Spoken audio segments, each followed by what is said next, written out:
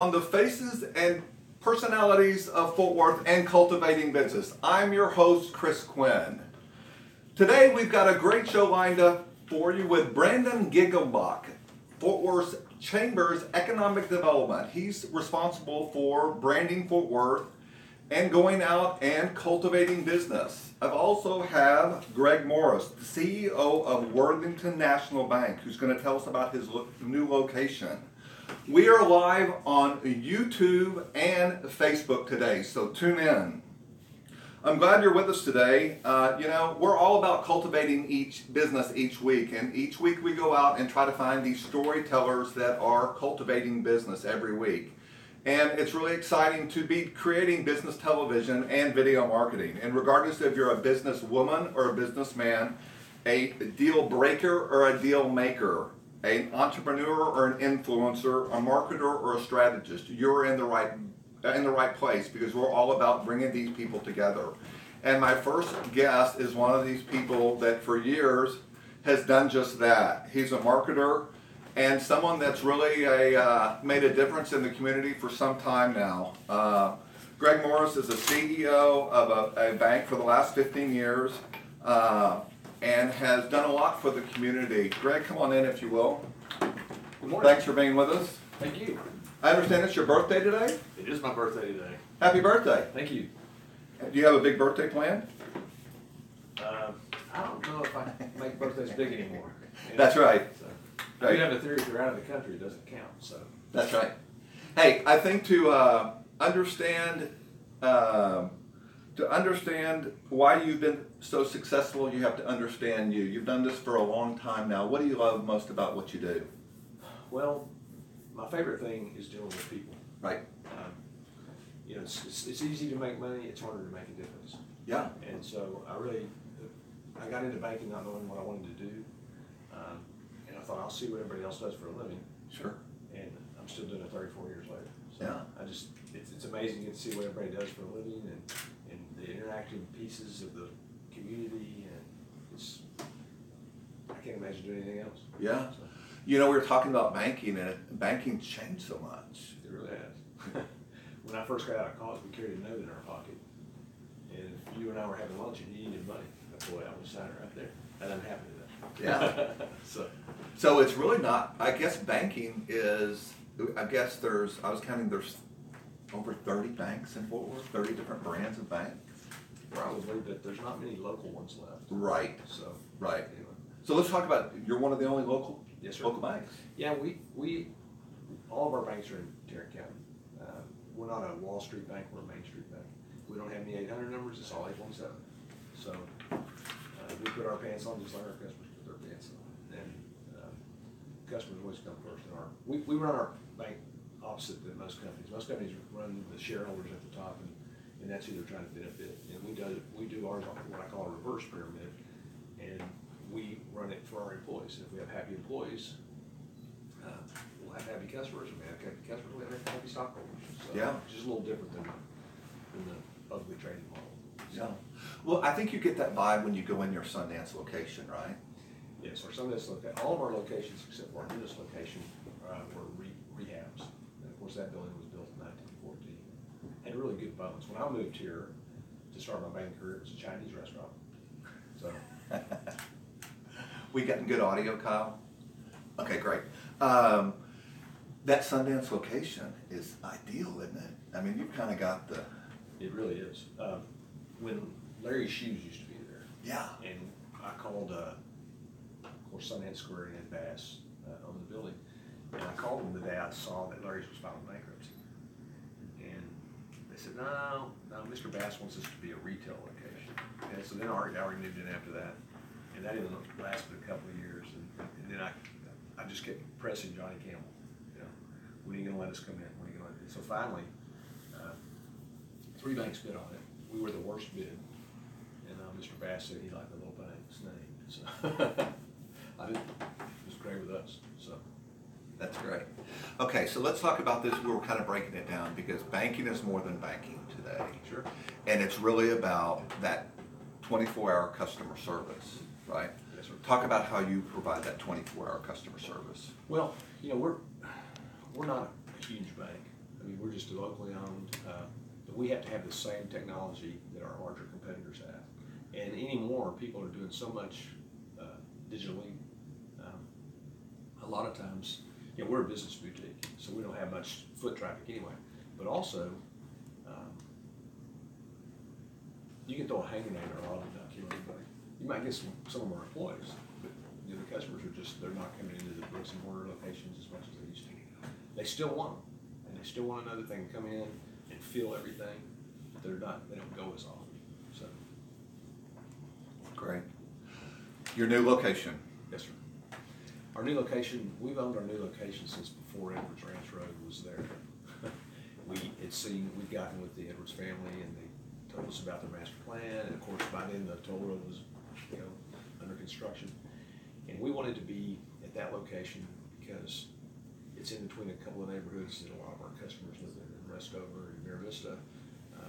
And then we just knew that the Edwards family, they do everything first class. And we wanted to be part of a first class development.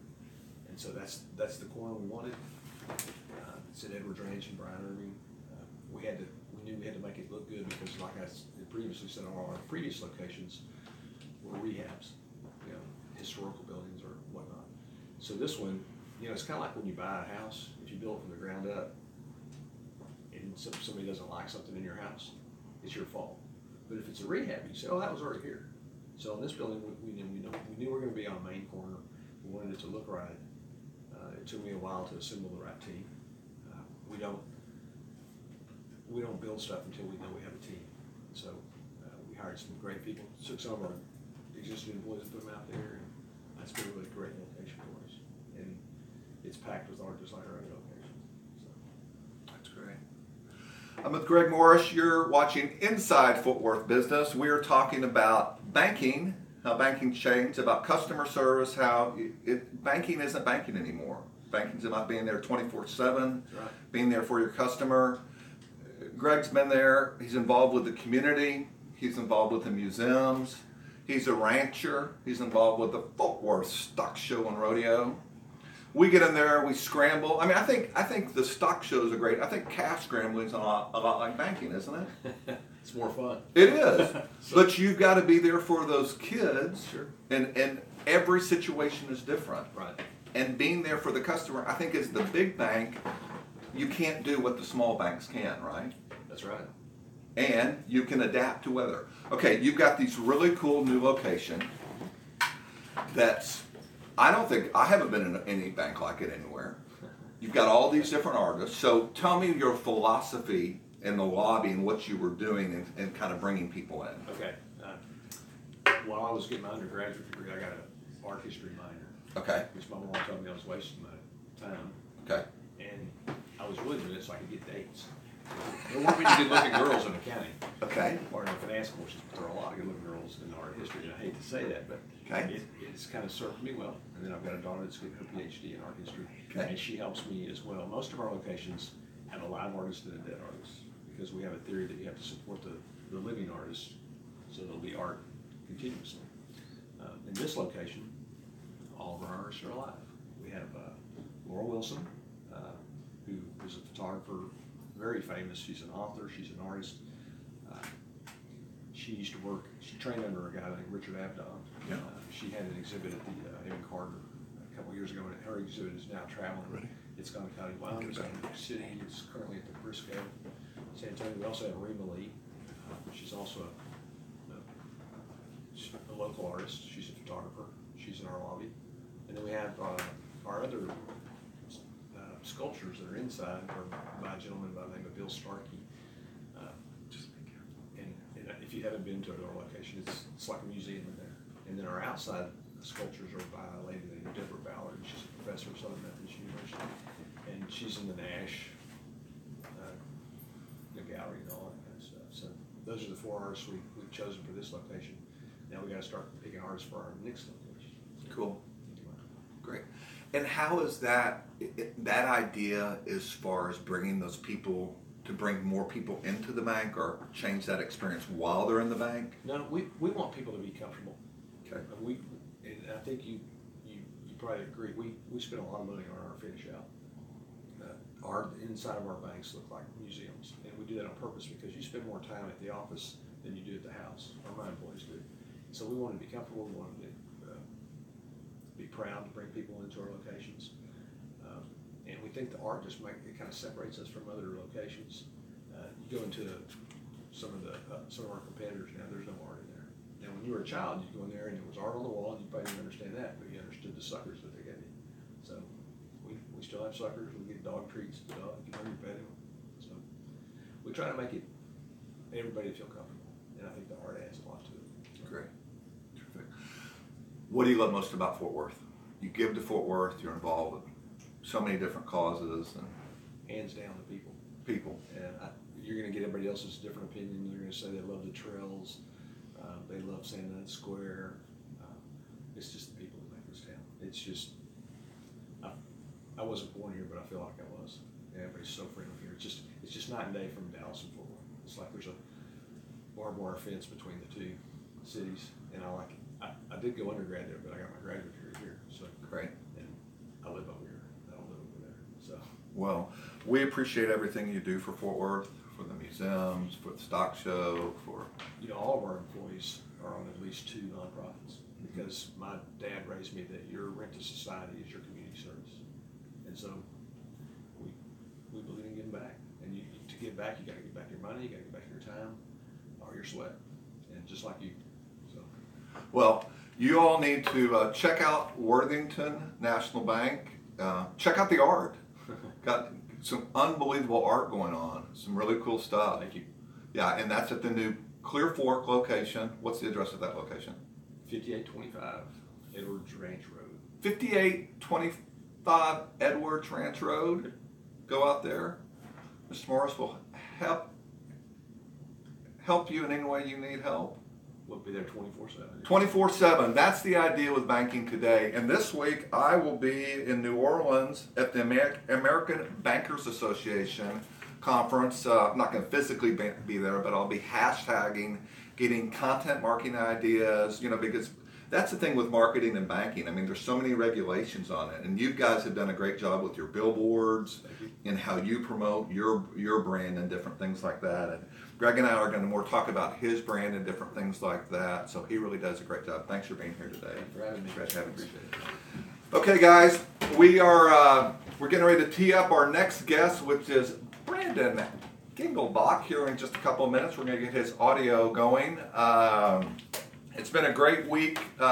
Each week we try to bring in different guests and talk about different business ideas and how we cultivate business here in Fort Worth. And Fort Worth is a great town. And, when we talk about how do we get our news, I get mine through LinkedIn, the Daily Update.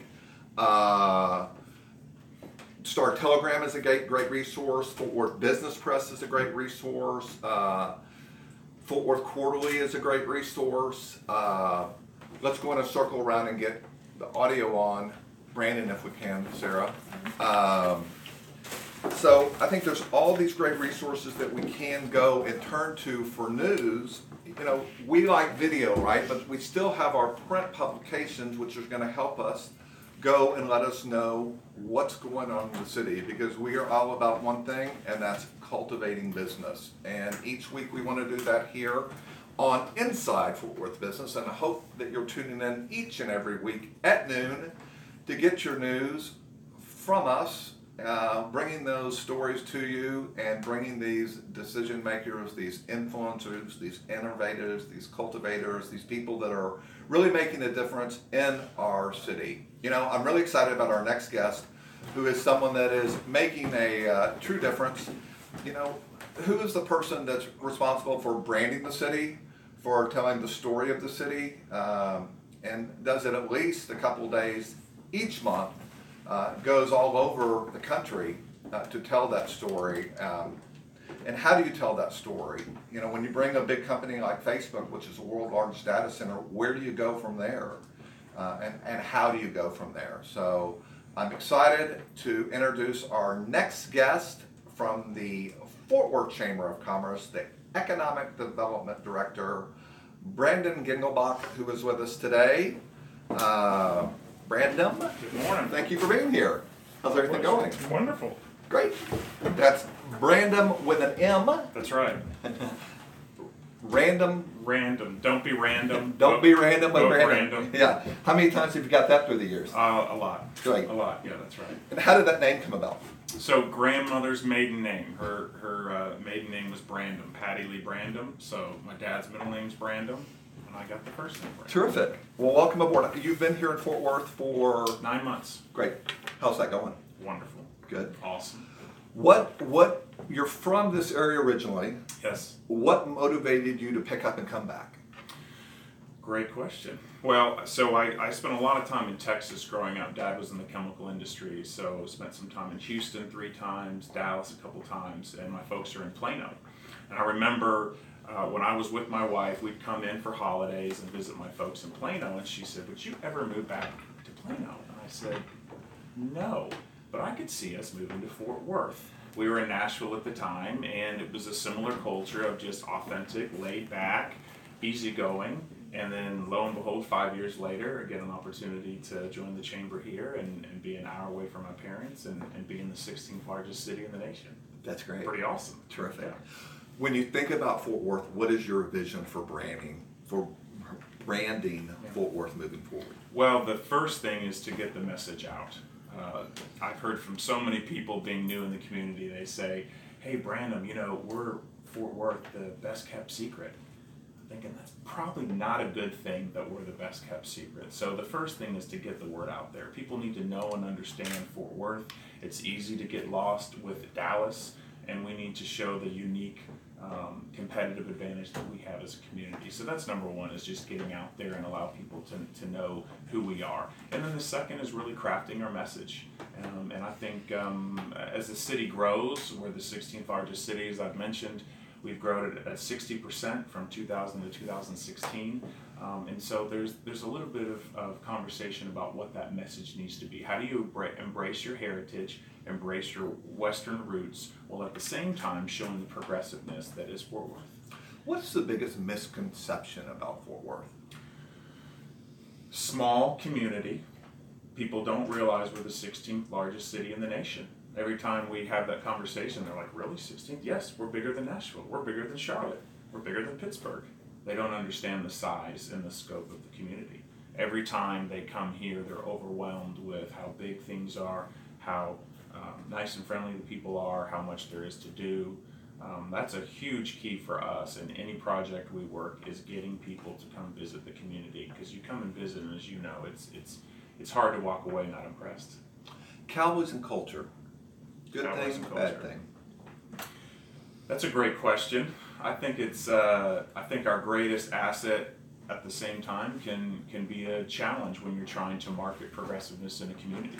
So that's certainly something that we need to have further discussion and conversation with. That's who we are, so we'll never abandon our roots and our heritage.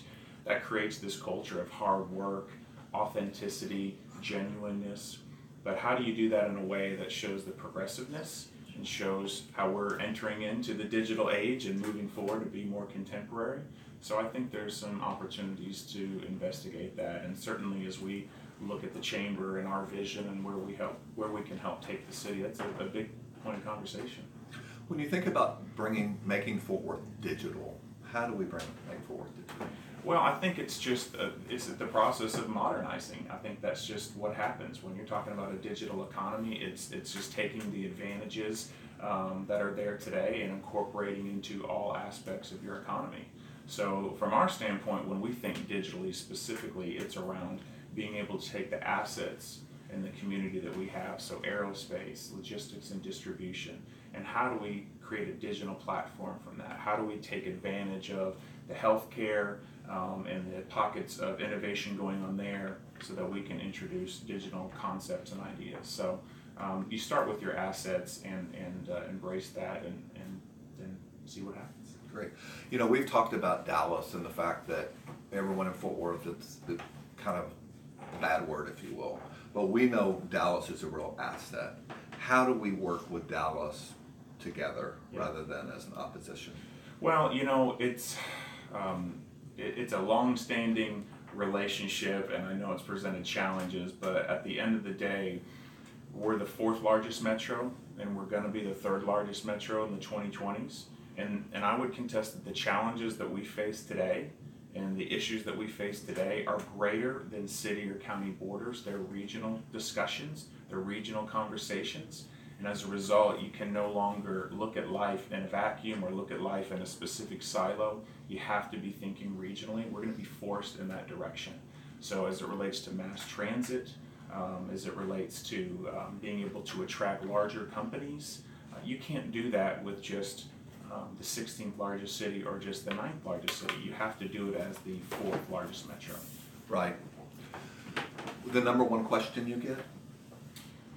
The number one question we get is, that's a great question. I've never been asked that before. It's really good. I'd say it's around talent. Everyone talks about incentives, and they talk about being able to have the right schools and those types of things, but talent is number one. Do we have the talent? Can a company be successful here? When Facebook comes, can they hire the right people? And at the end of the day, that is what we spend more time answering and communicating to people, is the talent that we have here, the universities that we have here, and the pipeline that we can help fill. Great. What do you see as the biggest, when you land someone like Facebook, and we talked about it, what got you here won't get you there. Right. It seems like that everything then becomes kind of the comparison point. So is Facebook then the kind of the measuring stick moving forward? I think it's a measuring stick in terms of attracting national attention for a project, but it's just one project. I think the strategic manner in which the community came together to attract the company was important. But we have a whole host of unique challenges and opportunities being the 16th largest city. And the strategy that went into us becoming successful at this point is not going to be the strategy that we need moving forward to continue to grow and to develop. One of the challenges we face is that 25% of our population have a 4-year degree. And so while we're great on the logistics and distribution side, and we're great on the manufacturing side, when it comes to corporate headquarters and regional headquarters, that talent piece and that 4-year degree piece is something that we need to address in our strategic plan so that we can attract the corporate headquarters of a Facebook, the corporate headquarters of a company like Amazon. So certainly not resting on our laurels. We've been successful, and the many leaders before me have done an amazing job of setting us up for success, but there's more to do. Okay, you're a cyclist. I am. You work out. Yes. You push hard. Yes. You have a family. I do. How do you balance it with not burning out? Because I think that's the thing in these that I've seen in the past, that you have these people that get in, they push hard, they accomplish a lot. How do you get in there and not burn out? It's a great question. The community has been so supportive of that. That's one of the reasons we chose to come here, is that they understand that personally and professionally, I'm at a unique point in my career. I have energy, I have passion, I have excitement, but I also have an 8 and 6-year-old and a beautiful wife. And these are special times to be with them. So as much as we can, we try to incorporate the kids and the activities and things that we do, and that presents a fun opportunity for them to be exposed to unique things. And then I have some weird hours. So I'll take the kids to school and go on a bike ride because I've been up since 11 or 12 with a prospect the day before. So, and the community's been incredibly supportive of that. And seeing people rally together around a cause, it makes it all worthwhile. Okay. We're all about cultivating business, right? And it's really about telling these stories with video and bringing these influencers and these people that are making a difference in the stories to life, right? And you've been very helpful in doing that and giving great ideas. And how can the community help you be more successful at what you do? How can we help you promote forward? Well, you're doing it already. The key for us is to be able to listen to the community, to talk to our members, to talk to our investors and hear from them. So we're starting a 4-year strategic plan, and we'll be introducing that in November. And so what we've been doing the past 6 months is going out and talking to the community and hearing What are your concerns for Fort Worth? What have we done well and what have we not done well? And they've been quite open and transparent about the need to do things differently, to try some things, and do exactly what you're saying. It's showcasing Fort Worth. I mentioned we don't market enough. Well, that's certainly true externally, but it's also true internally. We have such a unique community brand. We have so many people doing great things, and we're not spending enough time telling those stories. And those small businesses, those individuals that are gutting it out every day, they're the ones that are creating the culture that we have on West 7th or on Magnolia or in downtown. So we want to invest significant resources in being able to tell those stories, because that's who Fort Worth is. How do you see the chambers coming together? We've talked about this a little bit. Yeah. You know, we have those, it seems like at the first of the year, all the chambers have their different events. Mm-hmm. In the future, and I know it's going to come out in the plan, right? You know, kind of see the plan. How do you see the chambers working together in the future? Well, the number one challenge that I see from the new person coming in 9 months in is that we've done an incredible job of setting our community up for success and growth. And so the majority of time that we spend is reacting to the growth that's coming through the door. And what we need to do is we need to continue that, but we need to be able to be proactive and strategic about targeting the right type of growth and talent. And that's where the opportunity arises to work with these other chambers. We all want to sit down and create a strategy for how do we make the different areas of Fort Worth more vibrant.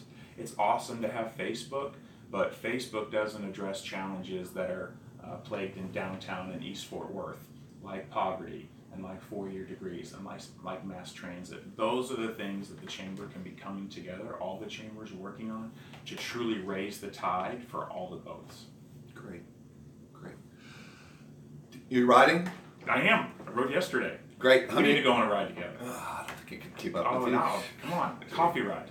That's right. Great. All about cultivating Fort Worth. What's the future hold? Wow, the future. Because that's what everyone. Yeah. Do you get tired of that question? No. Of who's coming or what's going? Everyone's excited. This is a great time in our history. I mean, I'm telling you how blessed we are. The energy and excitement, that was the huge reason for coming here.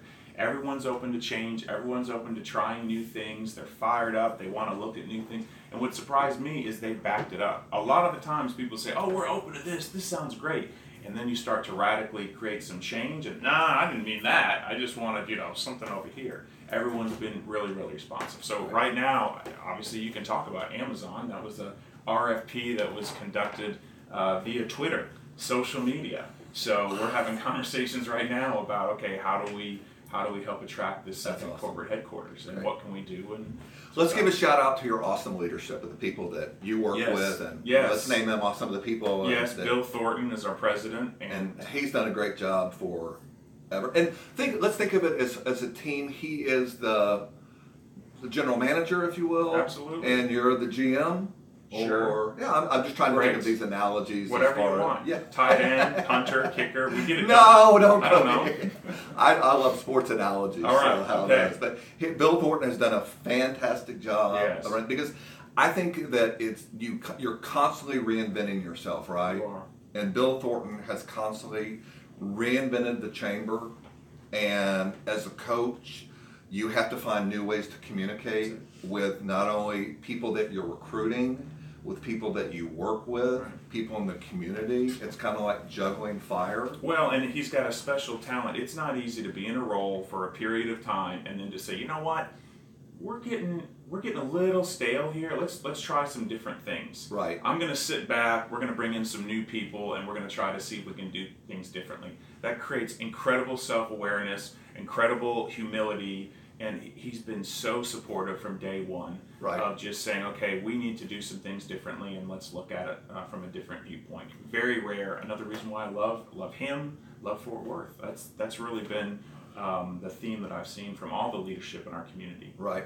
Andrea Bennett, your communication instructor. Yep. Andrea, she's great. Andrea, fabulous. Fantastic job getting the word out. She does a great job. She does a really good job. We got a great team together there.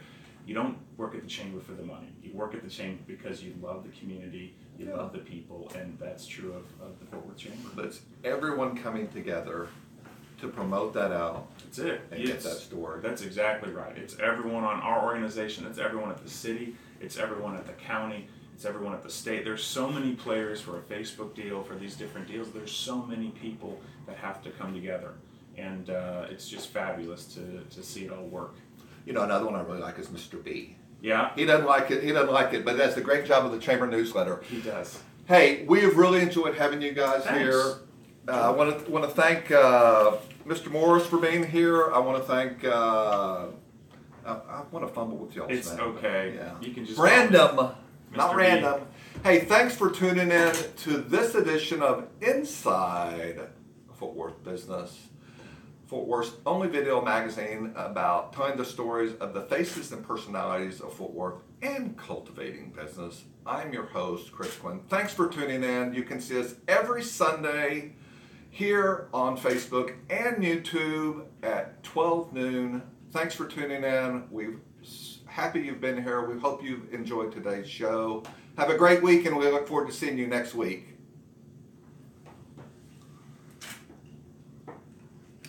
I was waiting for our countdown to actually